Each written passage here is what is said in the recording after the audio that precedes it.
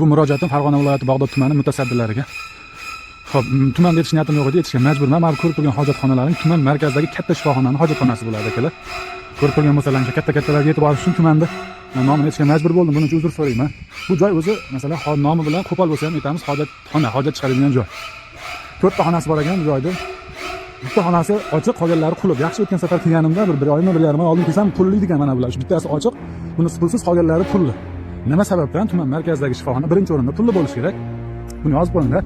Xo'p, pulsizini ahvolini ko'rsatishga majburman, o'zi ko'rsatmaslik kerak. Bu yerga kim kirib turmadi? Ichkarini ko'rsatmay qo'yaverasizlarga. Ha, bu pulsiz bo'lganning foydasi yo'q, bitta qolgani qilib turadi. Ha, mana oddiy aholiga o'zi asosan odam rosa ko'p turadigan joy bu. Buni pulsiz qilgan, lekin pulsiz bo'lsa ichidagi aholiga shu kattalar kirib o'tira olmaydi.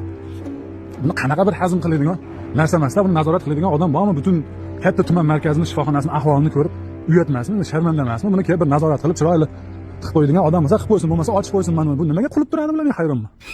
Mana katta-katta doktorlar, vrachlar kirib chiqadigan joymi, qolgan oddiy aholi bizga o'xshagan odamlar odam emasmi, hayronman. Men buni nimaga aynan bizda shu metallarga odam gavjum bo'ladigan joyda mana shunaqa foydalanadigan joyda pul qilib qo'yishadi? Buni sababi nima? Shularni bir ko'rib, yetib olishini tarqatib qo'yinglar, nazorat qiladigan odam bo'lsa, nazorat qilib bu ahvolni ko'rib qo'ysin, xullas bir yechimi bormi bu narsani?